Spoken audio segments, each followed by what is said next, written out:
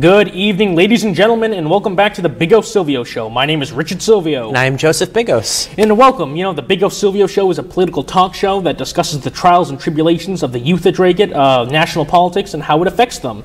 Tonight we have a special guest, John Zimini. We're going to get into talking with him in a second, but before that we're going to stand and say the Pledge of Allegiance. I pledge allegiance to the flag of the United States of America and to the republic for which it stands, one nation, under God, indivisible, with liberty and justice for all. Richard, it never ever gets old. Never does get old, Joey. So, ladies and gentlemen, like I said, we have a special guest on tonight, John Zimini. Oh, losing the mic for a second. I'm new at this, so I lost my mic when I stood up. Well, John, how you doing? You know, it's really good to have you on, finally. It's great to be on with you guys. I've really admired what you're doing as young folks in the town, learning to get into the politics of the town and federal and state. It's really good to see young people like yourself doing it. I'm doing great. Today was a great day. It was a little humid. I went out for a nice walk about an hour and a half ago at Dillon-Maconeski Park, and it was 71 degrees with a little bit of breeze. Let's bring more of that weather here, right? Billy McGansby, I like to call that the protest park because it seems they all happen over. Well, John, we're really excited to have you on. Absolutely. And you know, we've got a little special. John is actually running to be the moderator for the district of Drake, right? For Drake the water Supply District, yes. We'll get more into that later in the show. But before we do, we have book review this week. So, you know, this is our, don't know if you can tell by the lights, this is our Easter special episode. So we thought, you know, with it being Easter, by the time you guys watch it anyways, the most appropriate book to review would be the Bible, the Holy Bible. You know, personally, I probably don't read it as much as I should. I try to read it, you know, every night when I can. I don't know about you two. But I should be getting more into it because I just think the principles in that are fascinating, and it teaches a lot about morality, character, and everything like that. I think it's a good foundation for any person to have faith in their Bible, no matter which Bible it is, whichever Absolutely. Bible you go by. To have faith and have some structure is important. Absolutely, right? John. And I don't read it as much as I should, and you know, I'm going to start picking it up again. You've inspired me. So, you know, if we can touch one person, that's all that matters. That's all that matters. And when I do pray to God every night. Absolutely. I thank Him for everything that He's given me and my family. As do I. I think it's, as a firm believer in faith in God, I do the same thing every night. I pray for all the people that have passed. Absolutely. And make sure that He's looking over them. You know, do you go to church? I don't go to church as often as I'd like to, mostly holidays, you know, like Easter, Christmas, whatnot, but I'd like to go every Sunday. I think that'd be nice. Same thing as Richard. I really only go for the major events. I'd like to go more. I really would. Absolutely. But I feel like that's no excuse. I was going to say, you know, I don't have time, but that's no excuse to go and pray. But I'm definitely going to try to do more of that. I mean, I used to go a lot when my children were younger, but we should go more. And it's just an hour. But it's an hour of a commitment that you go and you just absolutely pray to God and clear your head, and you feel good when you come out of it. I think that when it comes to morality, the Bible is the most important piece of legislation we have. Absolutely, Richard. Absolutely. So now, moving away from the Bible, spiritual side, let's get into the first piece of agenda. Do you rate the Bible? Too? Oh, rate the 10 out of 10. I'd say 20 out of 10. Well, you heard that upstairs. Can we give it 100 out of 10? You heard that upstairs. So let's get into our first topic, Joey. Reparations. Absolutely. So reparations is this idea of allocating funding to Black Americans for, you know, from people like you and I for the wrongdoings of slavery. But you know how I see it, Richard? How can all of us be responsible for the wrongdoings and generational traumas of slavery when it happened over 6 generations ago? You know, absolutely, Joey. And I think that's one of the most important, aspects when you're looking at reparations for slavery. You know, if this was 20 or even 50 years after slavery first ended, yes, maybe I can see paying some sort of reparations to, Black Americans, and many of them were given free farms, free animals to help, plow their fields and whatnot. But yeah, I could see giving reparations then. But now, centuries later, almost 2 centuries later, it's absurd. It's way past, its deadline. My question is, does anybody know anybody that's been a slave? Absolutely. And that's a wonderful point, John. Almost nobody alive today is actually related to a slave. Now, I will say it was an abhorrent part of our history. Oh, absolutely. But it's not, slavery isn't just to one group. Right. There have been slaves. There's Irish slaves. There's Jewish slaves. There's Polish slaves. There's black slaves. There's Indian slaves. I mean, slaves of all kind. Right. But you know what I want to know? I want to know, what about those 350,000 Union soldiers that died to free these slaves? What morality principle is it that they should be repaying for? They literally went out on the lines of battle to fight for African Americans' lives. Absolutely, Joey. And you know what I think we need to look at? Where is this money coming from? The taxpayer, right? Absolutely. Who are the taxpayers? Everyone in America from every single color and creed. So when you're using taxpayers' money to pay reparations, part of that is black people's money going back to themselves. So what type of payback is that, you know? The most important reparation that we can give to black people that we did was the right to vote. And, you know, so much civil rights laws that were passed in 1960s. You know what I mean? Yeah. That is the most important thing. There's a lot more than just the right to vote. Absolutely. You know, I mean, Rosa Parks was a tremendous lady. Absolutely. That did great things by MLK. Sitting on the bus and not sitting at the back of the bus. And MLK, who took a beating physically, mentally. He was a flawed human being to begin with, as we all are. Absolutely. We all made mistakes, and he made mistakes. But he would not, he's literally rolling over in his grave. Absolutely. Today, to see people burning and looting and standing up and saying that it's all about Black Lives Matters because of that. That's not what anything that Dr. King was preaching. He preached that don't judge me by the color of my skin, but the content of my character. Absolutely. I love that you said that, because the Black Lives Matter activists like to change his wording around and say that he said to riot, but no, to the Black Lives Matter activists, I'm talking to you, he did not say that. He is rolling in his grave, and he's upset at them right now for what they have done to this country in terms of destroying federal buildings and the amount of money that they've wasted. You know, we have come so much in way of reunification, you know, since the 1960s and the horrible events that have happened in the past. But when you pay reparations, you know, one example is I love to use the Native Americans, right? We did unspeakable things to the Native Americans. You know, I won't compare what we did to the natives to slavery, because that's like apples and oranges. You can't really compare those two, you know, horrendous things. But we paid reparations to Native Americans. We gave them land to live on. You know, many of them own casinos nowadays. And what I think we need to realize is that most Native Americans don't consider themselves part of the United States. You know what I mean? When you pay reparations to a group, you're admitting that they're not really part of you, and that's not what we want. You know, Black Americans are Americans. That's the bottom line. So when you go ahead and pay reparations, you're going to see even further drift and more division in this country, and that's the last thing we need. Exactly. Absolutely. And I apologize in advance if I go off for a minute here, but how I see this is going to create racial division all around. How I was growing up to judge someone, well, first, it forces Black Americans to be victims yet again. This is what the Democrats love to do. They like to make minorities victims, and they like to stand in their corner. But, you know, the thing is, the Democrats aren't actually fighting for the right causes for them. Oh, no. Because they're the ones destroying their community. Who created the KKK? Who created the KKK, right? And how I look at it is, I was born to judge someone by the content of their character. Absolutely. Like you said, John. I wasn't born to judge someone on the color of their skin. I will never judge anyone on the color of their skin. I've never done that in my life. I judge you by the content of your character. And the Democrats judge people by the color of their skin today. They just don't realize that they're doing that. The Democratic Party is founded on making people dependent upon them. They're trying to say that we're going to give you free stuff. But and it doesn't matter whether it's black, yellow, or green. Right. They're going to give you free stuff. And I was a Democrat for 45 years, folks. So, you know, it's not the Democratic Party of 45 years ago, 50 years ago. God, no. And the bottom line is that used to be the Republican Party was the big money Republic, you know, the big party of money and spending. But then it's flipped. And now the Democrats are. John Kennedy was one of the most fiscally conservative presidents around. I mean, he cut taxes at the most inopportune time, according to today's standards.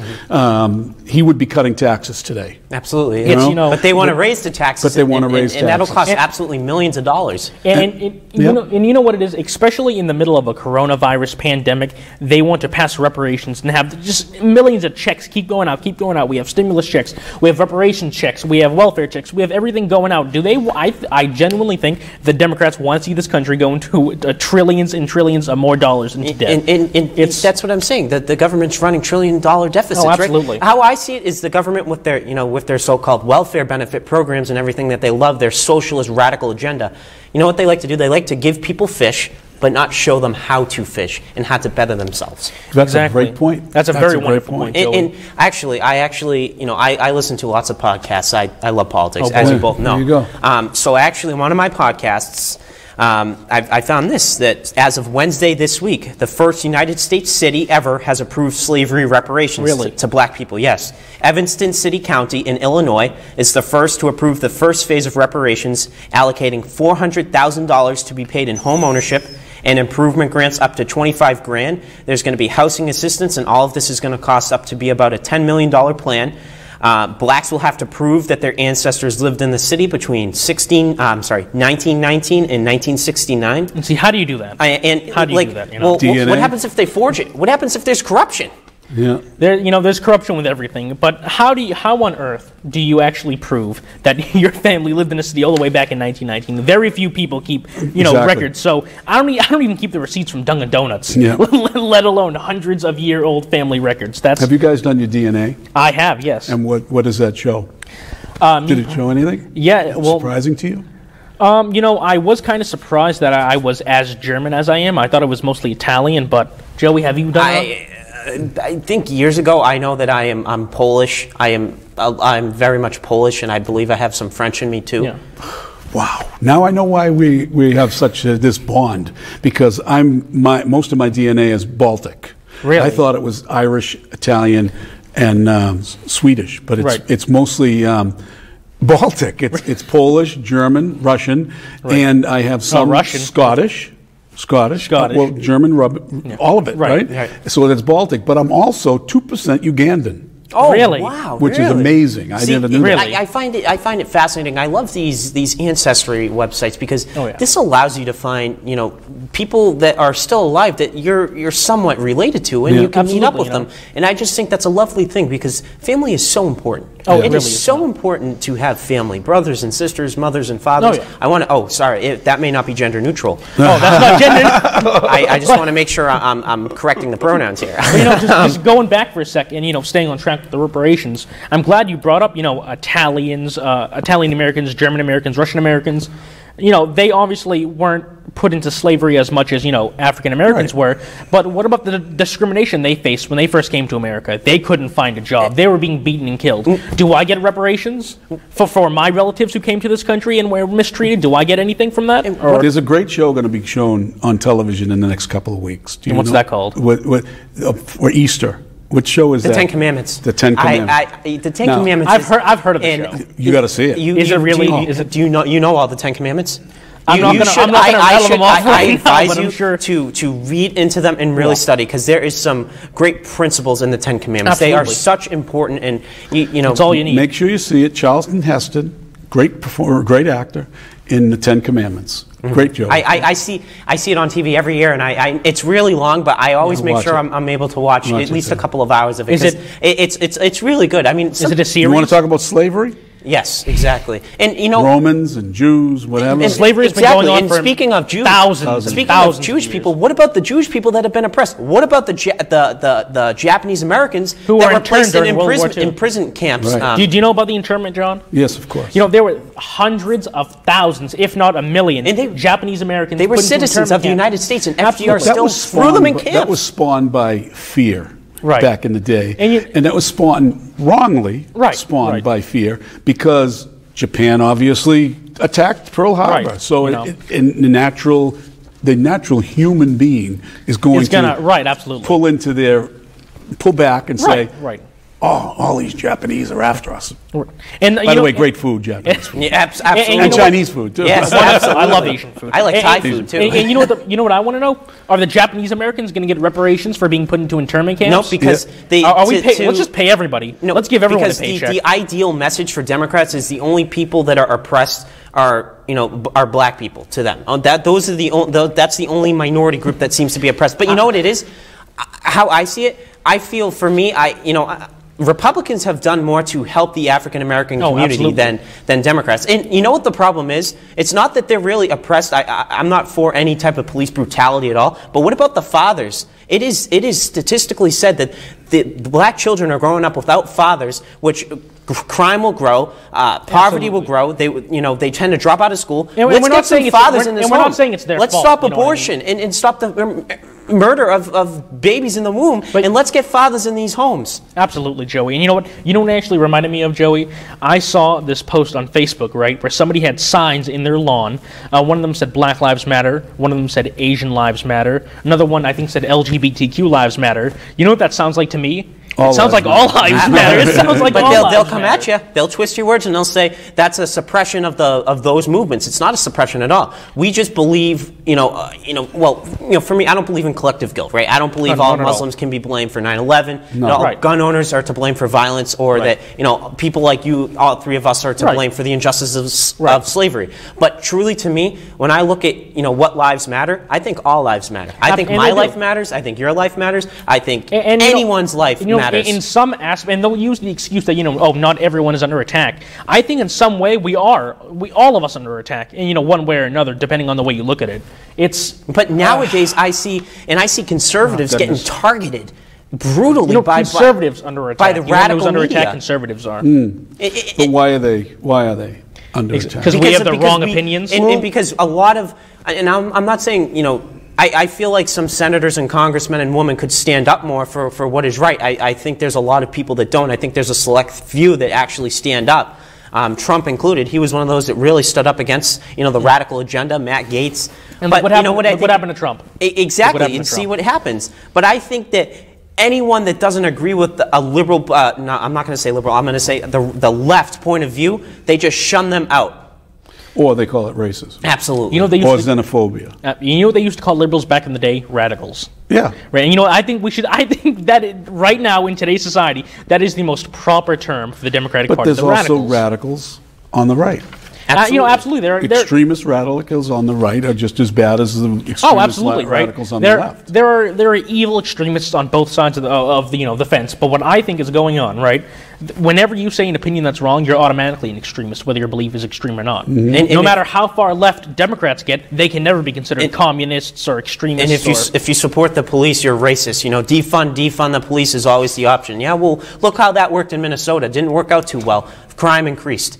Absolutely. I don't want to. Anywhere you don't have a country of laws and a country that abides by laws and a strong militia to take care of those laws, then you're going to have Venezuela. That's how you turn exactly a socialist country that's in danger of collapsing, right? And that's the whole thing with the whole, I don't mean to go off topic, but with the whole gun thing right now. Mm-hmm. You see states like Vermont, states like, Illinois, specifically, Chicago. These states that have strict gun laws, they see higher crime. But yet you want to come tread on my rights? That's not going to happen. No one's going to come tread on my Second Amendment right. Have you guys seen the joke on Facebook, the meme of it's a fence that doesn't go all the way around, and it's a picture of a guy and it goes criminals, and the fence says gun rights, saying he can just walk around them and get a gun illegally. Exactly. Criminals don't follow the law. Right. And you can say as much as you want that, we can make it harder to get guns. Reagan we've been trying to control the drug crisis since Reagan in the 80s. Yep. How has that turned out? Yeah, drugs are just as bad, if not worse, nowadays as they were back then. So you mentioned Chicago, Joey, I think you mentioned Chicago. Is anybody screaming about the 20 to 30 shootings in Chicago every weekend? Oh, no. Black on black? No. Is anybody screaming about that? And did Barack Obama do that when he was president? When there were an enormous amount of black lives that were being sacrificed on the streets because of crime? It didn't fit the agenda. Did they do anything? It did not fit the agenda. And I'm really glad you brought that up because I have some statistics. Obviously, we saw the shooting at the salon, and people were, immediately saying that it was targeted toward Asians.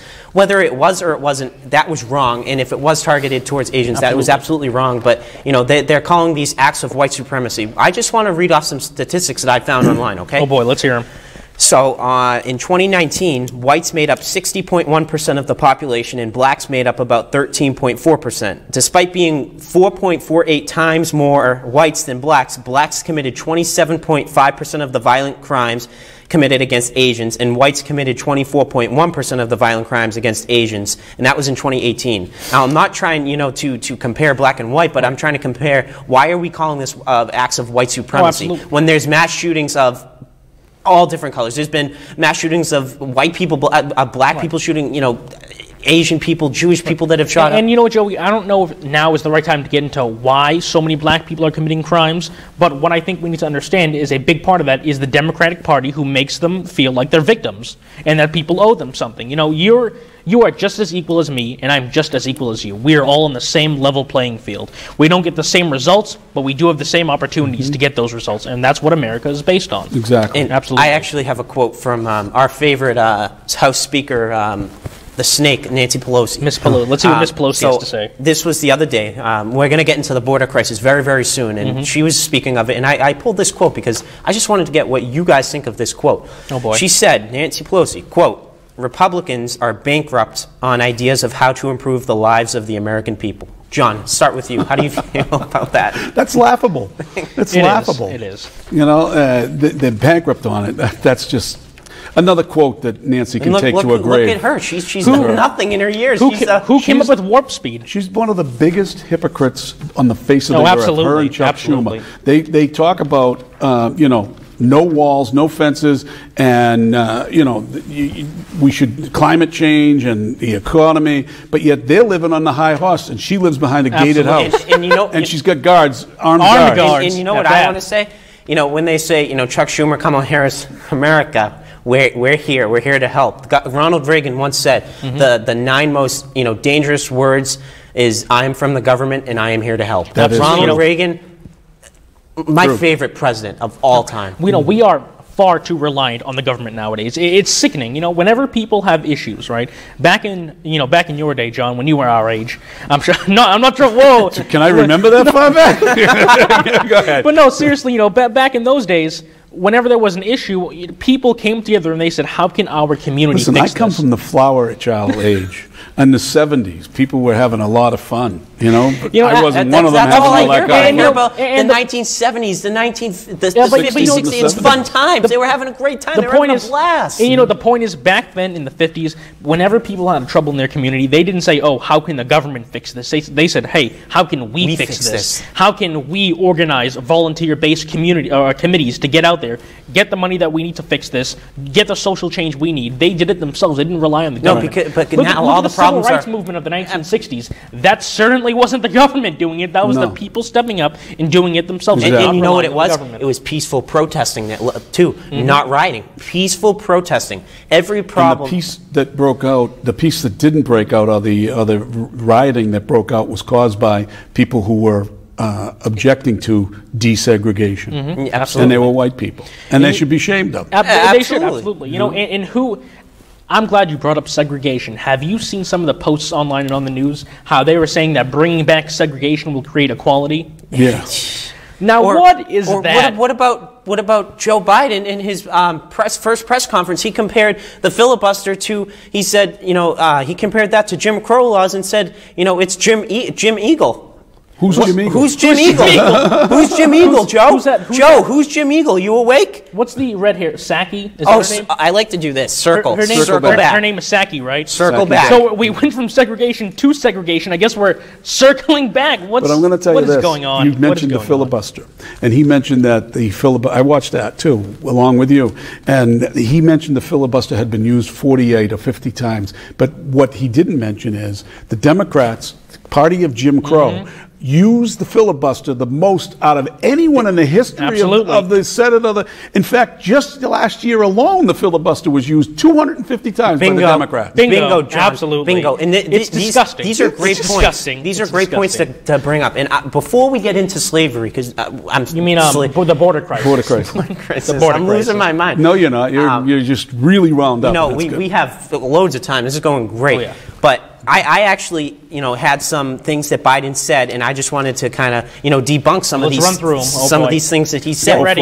Get ready. I love it. There's about 5 of them. So the first one is, and this is all from his press conference. Richard, I know you probably didn't watch it, but this will catch you up to speed real quick. I can't handle watching. On the lies. So we had this one. We're sending back the vast majority of families who are coming back to the border. Actually, it's about 13% of them.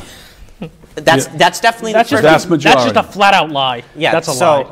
And then this one is... Where are the fact checkers on Facebook? Exactly, for that? but they're not going to fact check because remember that person said, you know what? No, we don't need to fact check Biden because he's the president of unity. You know what I want to know? You know what I want to know? This is something I genuinely am curious about.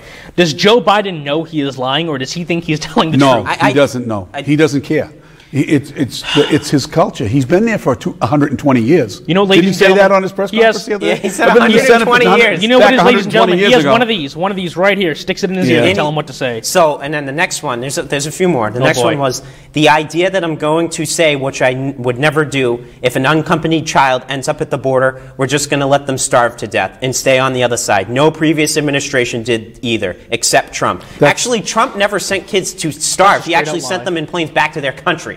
He never let anyone starve to death. So that's a fallacy. That's false. Another Well, you know what lie. I think we also need to understand? Ever since maybe late Clinton, since Obama, right?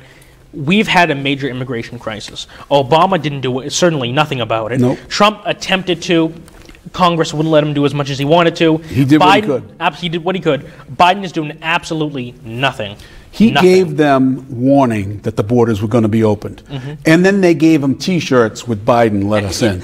I mean, that wasn't, I mean, this isn't saying... Is he a president hold for us? hold off, don't come now. That's baloney. The minute he got elected and the minute he formed his pre-administration, that's what he talked about. And that goes back to the Democratic... What did you expect? The Democratic primary debates. He said, you know, you can surge to the border as soon as I'm elected, you're president. You can surge to the border, my friends. You know, I want to know, what do liberals see as priorities over the COVID pandemic? Because here's how I'm seeing it, okay? You can't go to funerals, right? You can't go see your loved ones who are dying. You can't do any of that, right? Because COVID's more important. But somehow it's more important over COVID to let people come from socialist countries, the things that the liberals want to turn us into, and let them come into the country during a pandemic. So that's more important than you and I going to a funeral to see a loved one? No, you're absolutely right. And we're giving, supposedly, vaccines are being diverted to the border. Oh, my goodness. When we should have vaccines for our people. How many people do you think are just crossing the border to get the vaccine and going back over? Oh, there'll probably be a lot. And actually, speaking of vaccines, I did some research after the show, and Biden, two of these actually were vaccines. So Biden had said in his thing that no other country in the world has even come close, not even close to what we are doing in terms of vaccinating the population. Actually, that's false, because what I read was that Israel has delivered far more shots than the United States has. And when is he going to thank President Trump for the Absolutely vaccine? not, because remember, he said that Warp speed, what's that? They had no vaccine, but he was sleeping, so he didn't realize it. He said he didn't have any vaccines when he took office. He took the vaccine before he took office. Months before he entered office. And what about when he says the 1.9 trillion relief bill put money in the pockets of the ordinary people? Oh, the money that bailed out these blue states that failed miserably during the COVID pandemic? It's so absurd. That's great. I'm glad that 9% was going to the American people. They deserve more. I have a 65-year-old cousin who's he lives by himself. And he's financially challenged. He's out of work. He's now on unemployment because he worked at the casinos. And when they shut down, they just laid everybody off. And so he's getting unemployment. But he has not gotten his check yet. And why? Because he's old school. He files paper. And that's an excuse for somebody not getting the check. Right. Those are the people who need it the most. Absolutely. People who have computers, I don't know if they need it the most, right? Because you have to afford to pay for the internet, pay for the computer, and pay for the upkeep. Some people can't even afford stamps. My cousin can't afford a computer, so he's one of those people in that category that needs the money. And he's not getting it. $600. He didn't get the $600, and he didn't get the $1,400. What a shame. I mean, you see all over Facebook the Democratic Party posting about how, back before they passed the American Rescue Plan, Republicans won't pass it. They don't care about the American people. This plan is going to directly help the American people. And I always post. I've even DM'd or private messaged the Democratic Party saying, what about the other two-thirds that are going to absolutely nothing? And you know what? They don't say anything about it. No. So, and can you tell me, is $1,400 going to take people out of poverty? No. Maybe pay one in South America, maybe they're not going to do it here. One rent or something. But you know what it is? Before I get into the last couple of things that Biden said here, before the border, it may seem like we talk down a lot about Democrats. I do not dislike Democrats. I don't hate Democrats. Okay, I don't hate anyone. But what it is there's still classic liberals out there, and their voice is probably shriveled inside of them because and it's sad because the Democrats are going to attack them. I don't hate any Democrat, even the most radical Democrat. No. I will sit down and have a conversation, but they can't do that with me. I had coffee today with someone who we might consider to be a radical, former Republican-type conservative, John Curtis. Is that right? Am I saying that's his name. By the way, great guy. We just have philosophical differences on what we believe, and that's okay. But I sat down and had coffee with him because Joey, remember the conversation we had the other night? You said I don't think it's a real Facebook page, and I said, well, I'm going to reach out and have coffee with him, and I did. And now I can respect his view, and I just one of the things I left him with is because there's a lot more we're on the same page with than we're not. Right.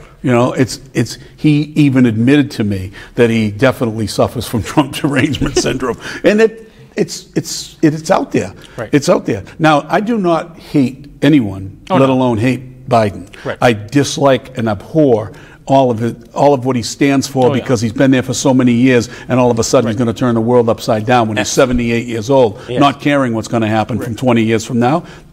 AKA, this is why you see him not hesitating to do another $3 trillion bill for infrastructure. Or pass his 300th executive order. You know? Exactly. You know what it is? I feel bad for Biden. I really do. I think he's just an old, senile man whose family is putting him through this, and the Democratic Party is putting him through being president just so they can get Kamala Harris. We can do a whole show on that, but we can also do a whole show on what the effects around the world it's having. Absolutely.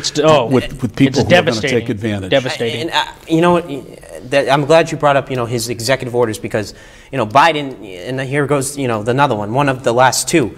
He said that he has never rejected bipartisanship. What about his executive orders? What about his legislative agenda? It's divisive and it's partisan. The COVID relief pack, 0 Republicans in the Senate voted for that. And he's bipartisan, but he's complaining. He said that there's going to be no Republican Party in 2024. I think there's going to be no Joe Biden presidency in 2024. That's what I think. I bet he thinks he is bipartisan because I'm pretty sure he doesn't know there's another political party out there other than the Democrats. I don't know. I mean, I don't know if he wakes up and knows the sun's shining or, what the weather is outside sometimes. You can't tell a lot of that from a bunker, But you see, they talk out of both sides of their mouth constantly when he talks about he wants to be bipartisan, but yet he's going to get rid of the filibuster. Has he ever put one Republican in office, if he's so bipartisan? Has he nominated one Republican? No. I don't know, but I know he likes Mr. Baker. I know he likes Baker. He likes the rhino. Well, Baker's a rhino. We could have a whole episode on Charlie Baker, but you should at some point. We should. I think that'd be one. So your guys, your men and women your age, will start realizing what their state government is like too. And actually, quick update on around the state politics.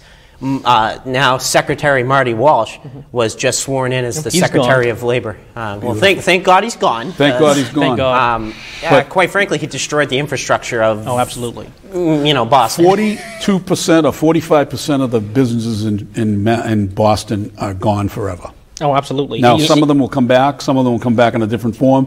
But he decimated the entertainment industry and the restaurant industry. Yeah, now he's controlling national labor.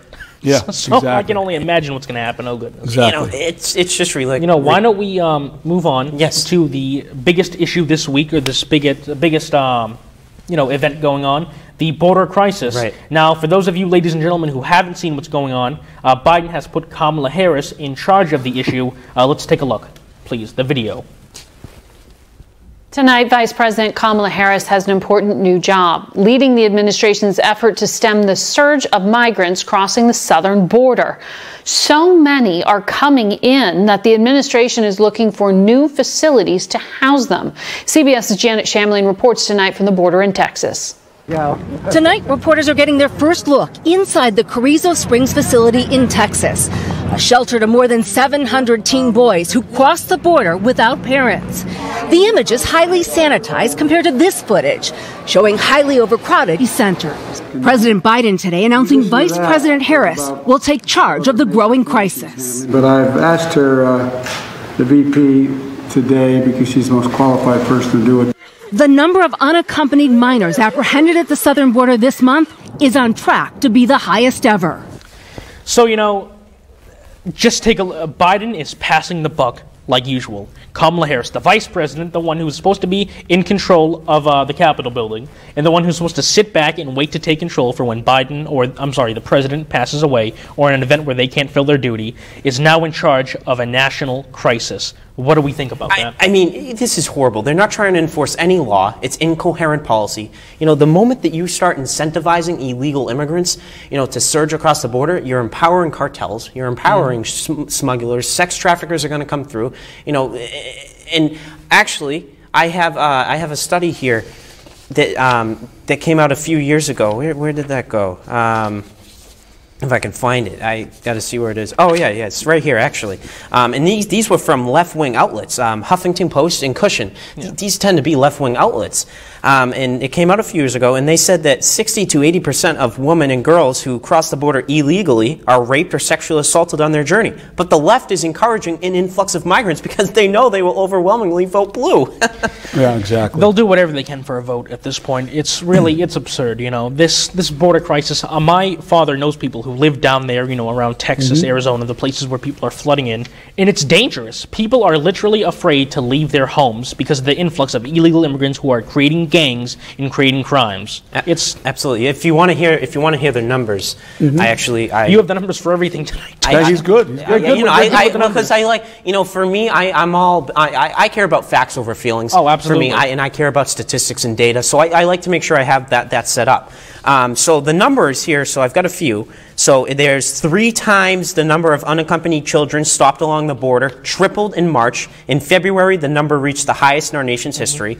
We have over 13,000 and counting today unaccompanied minors in Border Patrol detention cells, 5 times the amount of illegal boarding crossings since Inauguration Day, 200% an increase in border apprehensions in January of this year when you compared it to January of last year, right? He halted construction of the border wall. And what about the facility that was at 729 pandemic capacity? Oh, and you know what, ladies and gentlemen, these facilities, okay? I will give Biden one thing. We've upgraded. We no longer have cages. We have kennels.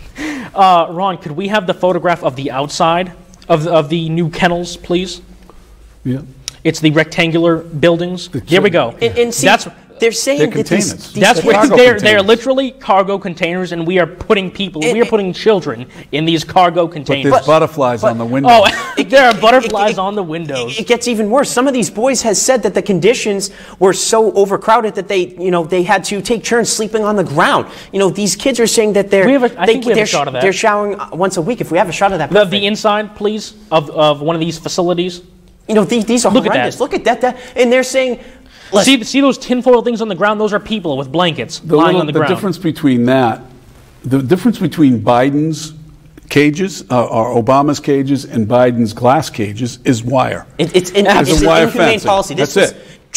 Trump took care of the border. It was the safest in years. No. And I'm going to start the circle because you know who I'm going to. Circle back Psaki. Yeah. Now she said, she said, I'm going to bring back truth. I'm going to bring back transparency back to the press secretary office. Well, she's already made multiple lies. She said that they are following COVID guidelines. Okay, well, why are they toppled on top of each other, Psaki? Where are the masks? Circle back to that one? You're going to circle back? What are you going to? Are we giving millions of dollars of masks to illegal immigrants coming over the country? Oh yeah, feel free to come in. Just here, take your mask first, and you're all set. When it was Donald Trump, they were comparing him to Hitler. He was Hitler. Of course, having Kamala Harris as the czar, let's say, of the I like that. That's good. You know, the border is like putting a fox inside the chicken. Absolutely. And not to mention that she's going to Florida when they have. Oh, wait. We have to get one thing right. I'm sorry. It's not a border crisis. It's challenging. It's a challenge at the border. I'm sorry. And I'm glad you said that. Sorry. Kamala openly said when she was running before she became vice president, she was talking about how she wants open borders. Period. Everything be open, and that's ridiculous. You can't have open borders. I am all for people coming to this country legally, and I'll be the first to admit that our immigration system is broken. You know, some of the processes you have to go through to get into the country are a little strenuous and a little, far out there. But the fact of the matter is, why can't liberals understand that the more people...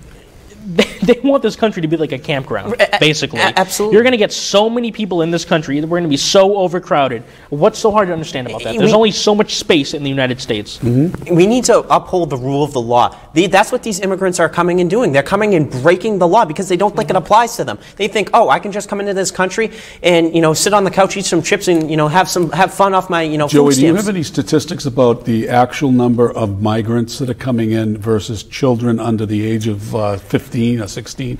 Because they keep saying that we're denying children the right to come here. Well, first of all, what parent is going to put their child? Where does this become the greatest idea in the world, that as a parent, I'm going to put my child in the hands of a stranger who happens to be a child molester, right, or worse, a profiteer, and then I'm going to put that 5-year-old in their what do you call it? Coyotes. The coyotes. The coyotes. Putting them in charge to bring them 1,000 miles to the promised land. And Are you kidding me? You know what I really don't understand? If South America is really that bad, where's the UN? Where's NATO? Exactly. If this is such a bad humanitarian crisis, is it because they're socialist and they're left wing and they're not right wing? If they were Nazi, the Democrats would make you think that this is such a bad country. Why would they want to come to this bad country? Absolutely. See, you got the right idea here, because the UN was a mess when Trump came into office. And he appointed this woman who you guys may know, Nikki Haley. Yeah. She was an ambassador. She was a great ambassador. She did her job well. She helped bring peace to these Middle East countries. She helped bring peace to these hardcore countries like Russia. We had a decent relationship. North Korea, now they want to get rid of us. And I mean, it's just ridiculous. We're funding so much money into the United Nations, and they're barely helping us. And I was missing my point, as I was saying before. Kamala Harris, she's obviously in charge, which... Oh my goodness! In charge of what? It's going to be But she was going to Florida. Florida, I'm here to help. Florida doesn't need your help. You have the best governor in the world in Ron DeSantis, who has done an absolute spectacular job as wonnical case we need you at the there. border. But no, when they asked, she said. Her stupid little laugh. Her stupid little laugh that she uses as kind of like a nervous factor. It's horrible. Not to break away, but speaking about, I'm glad you brought up Florida. Case numbers of COVID in Florida. If I'm correct, Florida is completely open. Yes, more or less. Right. Florida's completely open, no masks. California is still completely shut down, yet they have the same number of cases. And are we not believing the science anymore? Does the science not matter? So Texas. Science only is convenient when it fits the narrative, and that's it. Bingo. And that goes on everything. That goes on transgender. That abortion. Goes on sex. That goes on abortion. Everything. It's all about the science, they say, except that the science is that a male has a less chromosome, does not have the Y chromosome that a female has. Absolutely. So you can't. They're completely different. We're different people. And actually, speaking of COVID, right? So Texas was obviously, as you know, the first state that opened up. Governor Abbott. I'm pretty fond of him too. I think he does a decent job. Yes.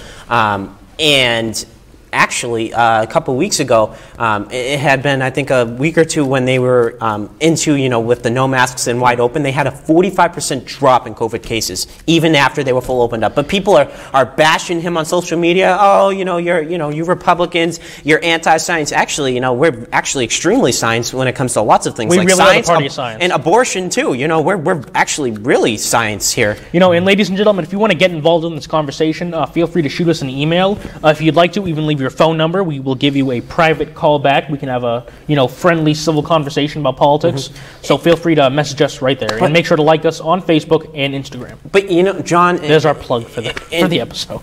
And Richard, what bothers me most is when these people say, if you're anti-immigrant, you're a racist. Immigrant's not a race. Ridiculous. Okay, and border walls aren't bigoted or racist. What is a nation without a border? And don't tell me, this is the Berlin Wall. Okay, when you build a wall to keep people in, that's a prison. When you build a wall to keep people out, that's an expression of sovereignty, my friend. And you know what? They were the party that was advocating for a wall until Donald Trump said we need a wall. I mean, now they have a wall around the White House. It, and they didn't call it a wall; it was a fence, whatever they want to call it.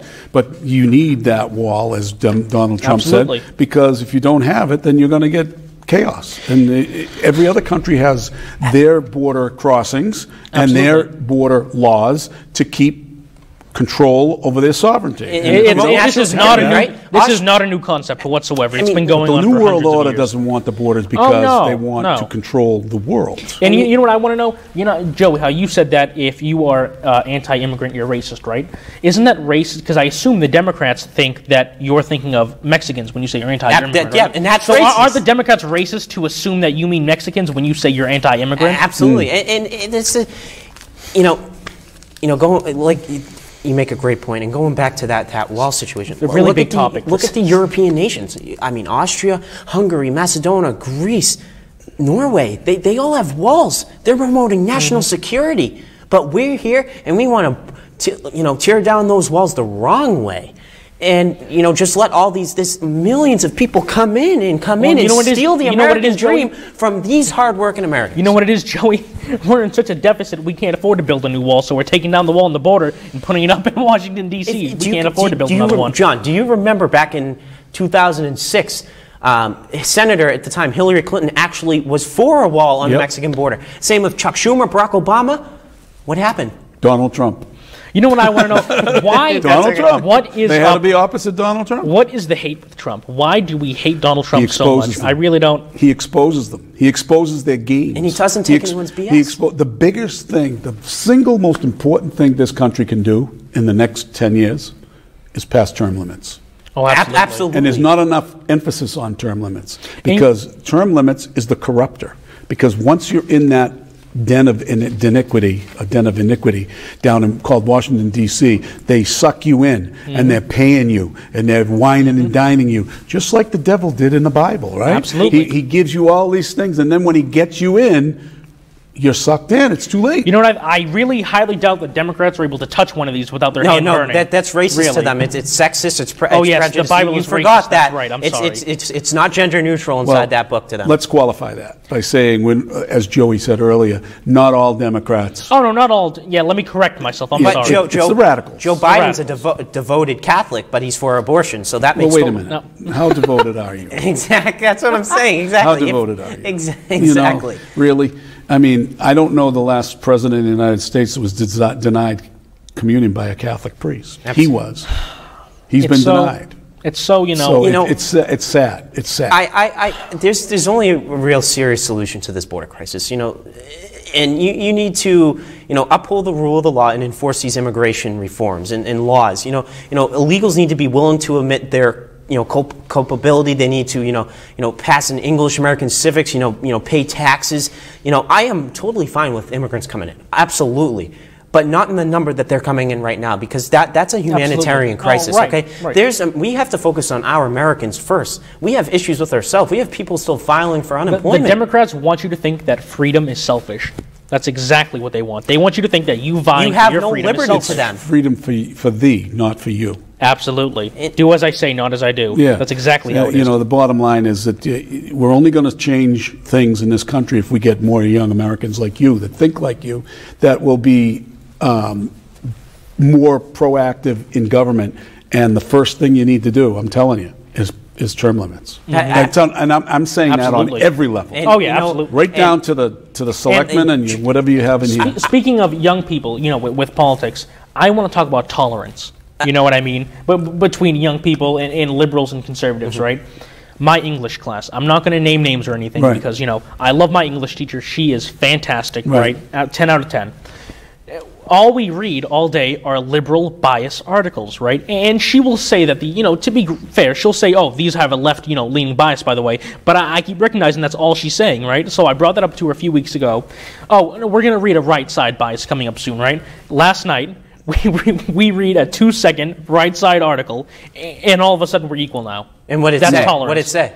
Oh, it was talking about how we need to make English the national language in America. Right. Now, what does that... I'm sorry. How does that relate to anything that's going on today? That's been a stickler in a lot of people's minds that you come to the United States, you should know how to speak English. And I'm all for people protecting their heritage and protecting where they're from and their own language and teaching their children that. When I was younger, I could speak a little bit of Polish, but the Polish in me was not the Polish that I could speak were not words that I would say on public TV. my dad was born here, but his mother and father were born in Poland and Germany. And the point is, it just makes logistical sense to learn the language of where you're moving. You know what I mean? There's nothing wrong with speaking your native tongue, even out in public with your friends or whatnot. But when you're making business deals and whatnot, or filling out government documents or something, it's easier for everybody involved if you just learn how to speak English. Yes, absolutely. And this has been great. We've covered a lot of great issues. I'd like to move into town politics a little bit and kind of talk about John and, I'd like to elaborate. Phil Tebow's candidate, both them their candidacies. Yes. So John, could you please elaborate first on your personal run? Okay. Well, first of all, I've been a political activist in Dracut since I moved here.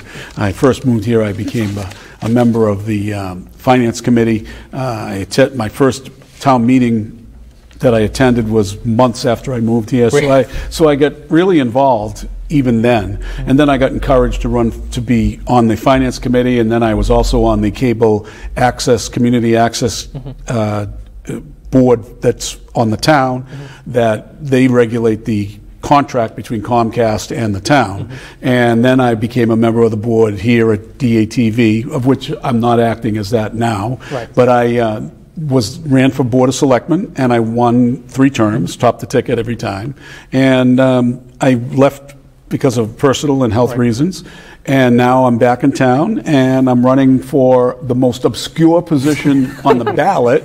And all of my political nemesis are all hyped up about it, and they're going to try to defeat John Zimini. Well, you know what? I'm going to do whatever I can to win, but I'm not going to go crazy over a position that's only 1 meeting a year, and it's the town moderator or the moderator for the district itself, and it runs the meeting. Is what the person who gets that job runs the meeting. I think I have a pretty good grasp on town meeting times. Absolutely, they have the rules of order for the towns, for the town meeting held by the Dracut Water Supply District, and also Robert's rules. I've been chairman of many boards, so I would love to ask the people of Dracut to please, particularly those in the district, because those are the ones that can vote for me, to cast your vote for me, for John Zimini, for Dracut Water Supply District moderator. Absolutely. And I think I speak for Joey when I say here at the Bigos Silvio Show, we absolutely endorse John Zimini and Phil Tebow, who is running for selectman. And I guess you're going to have him on the show, right? We will be having him on the show later on. Yes. We'd love that. John, something I want to ask you, right? So our show, we assume it's watched mostly by youth. We hope so. Yeah.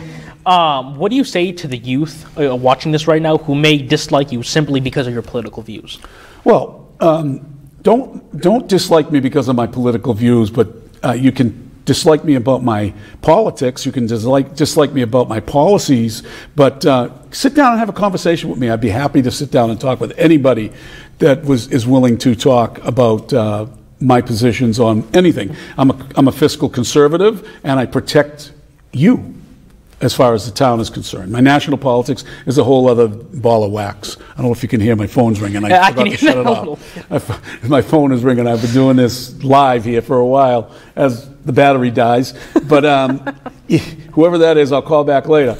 The bottom line is I'd love to have a conversation with young people, even like yourself, or even people who have a radical view of what America is all about. We don't bite. You don't know. No, we don't bite. We don't bite. And by talking like I did with John Curtis this morning, you open up lines of communication. You better understand each other. And that's absolutely right. I have a question for you, but before that, the fact that you were able to, come together, when he doesn't like someone that you, appreciate, I find that pretty difficult with our culture because, for me, there's a lot of people out there, and I know some especially, me too, that don't like us. And I would love to call them up or send them a message and say, hey, Democrats, especially, I want to sit down and have, go have some coffee with you or something so we can talk and have a civil conversation. They're afraid of your view, Joey. Yes, exactly. Absolutely. Because they don't have a good answer to your view. Exactly. And John, my question was, and this was me at first too, and then I really realized how important town politics are. What would you have to say to the people that don't want to get involved in town politics because they don't think it matters? They they think that national politics affect us more when it's clear that town politics affect you more than national. When you own a house, you pay taxes, property taxes. When you're a renter, you're paying property taxes through your rent, because when the tax rate goes up, your rent goes up. When the water bill goes up, your rent goes up. So taxes on the local level affect everybody. Oh, yeah. If they try to put in a rubbish collection, that's going to be on everybody. Everybody gets it across the board. The restaurants will have to charge more because the taxes go up. Liquor stores will have to charge more because taxes go up. As a young person, you need to realize that everything is local. Tip O'Neill, famous Speaker of the House from Cambridge, Massachusetts, his number one thing was all politics is local. And when he campaigned, he knocked on doors. He was one of the last dying breed of really getting into local politics. That's when Democrats were Democrats. Now it's forget about it. They're not Democrats anymore. But please, young people of Drake, the future is yours.